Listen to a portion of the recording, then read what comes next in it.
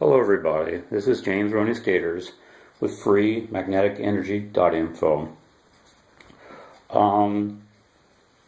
Over the last year or so, probably more, probably 2 or 3 years, I've gotten an enormous amount of questions, and these questions pretty much boil down to the same question over and over again. So I want to go over principle here, how this works, and why it works the way it does. And it's important that I get as much information up online, because you never know when I just might check out and then you'll never see me again. I mean, people die, people disappear sometimes too with no explanation.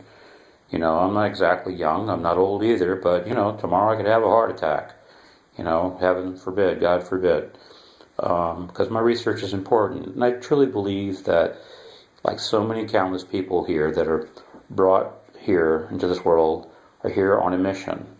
I don't know how many of you all have gotten involved or listened to near-death experiences on YouTube, but if you listen to 200 or 300 of them, like I have, you begin to hear a common theme, and nearly all of them were sent back. They all said they all had a mission and they had to return. I'm not going to get into that. That's not what this video is about. But I truly believe my mission is two things. This wheel here, being able to make an engine that runs strictly on magnetics with no external power supply. And then the other, it's pretty top secret, but no, I'm not going to spill the beans on it. It's because it just complicates matters here with my security. But here nor there, this is really a side tangent. This is not my main forte, working with magnets. But I have a good head on my shoulders, at least I like to think I do. And so I started dabbling in these magnets and doing this like my father did way back some 35 years ago. He was trying to do the same thing. He never succeeded, but I know he was close by the way he was doing it. But he lacked what I refer to as a special stator that I call the James Roney stator, and one-way magnetic shielding. Now, this magnetic shielding is this stators right here, and the way I've built this, you can go and look this up on my channel, and you'll see how this is built. And I took it apart. Now, I'm not going to take this one apart. These are very hard to build, very tricky. But once you get it built right, they work really, really nice. Now, kind of a close-up of what's going on back here, and up here, you can see this wheel moves freely. Now, you'll see here, let me move this here to the lead magnet here. Okay. The whole point of this video here is to show you that I have overcome the sticky spot. Now, if you don't know what a sticky spot is, you probably don't have any need to watch this video. But if you know what a sticky spot is, then you probably have been playing with magnets. So, I have overcome the sticky spot, which is what everybody runs into. Now, there are videos on YouTube where the sticky spot seems to be overcome. Because what I'm going to show you, because I've overcome it, I have to believe that, yeah, maybe some of those videos are legit. However, most of those videos are not legit. They're stolen videos, and these websites slap their name onto the video and try to claim these videos as theirs. And it's not that hard to figure out when they do that, especially when they post 40, 60, or 120 of the same video on the same channel. And then they never come back to that channel.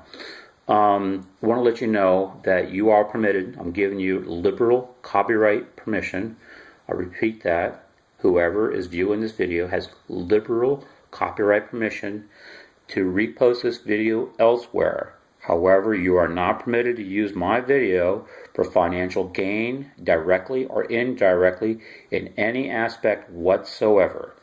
So please refrain from copying my video for personal financial gain. Okay? So let's get down to the meats and potatoes of all of this. This is my stator, and what I've done here is that I have taped This is a 2-inch cross, 1 inch down by ½ inch deep or thickness neodymium N52 magnet. And then I have another neodymium magnet inside of here that is shielded in a very special way. What we have here is we have attraction and we have repulsion on this side here.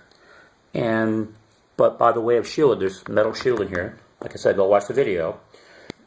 These magnets here are drawn to it because you can see it cogging. Let me show you it's cogging. See, it has rocking back and forth.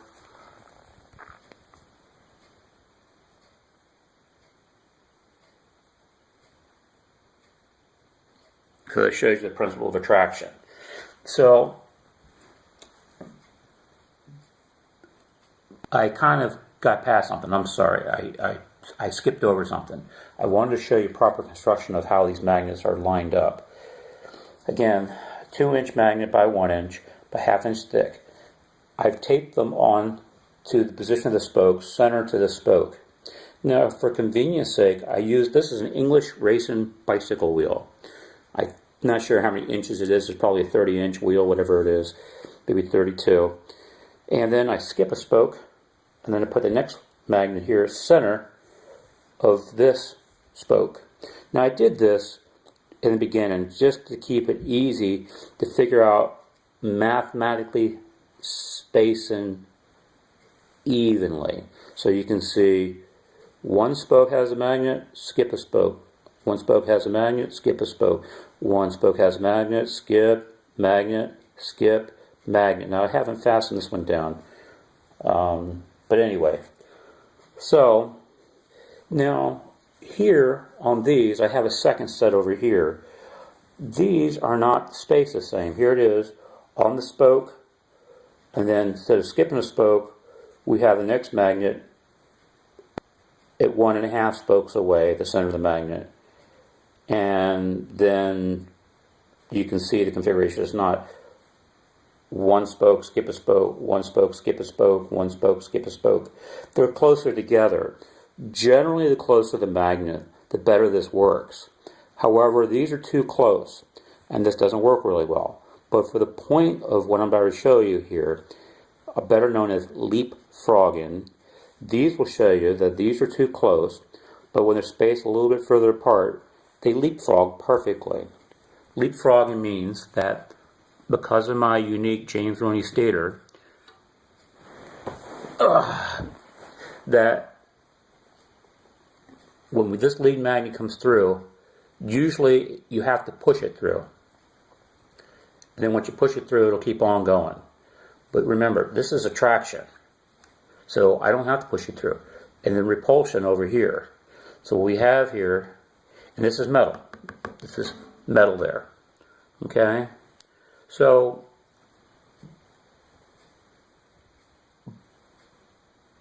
all I have to do is just release. I can feel it pulling here. I can feel it trying to pull through. So let me just release it and show you. Now what's going to happen, I'm going to do this by hand first. As this magnet goes through, it gets a little bit more speed. This speed here takes it to this magnet. Now, each time it goes through,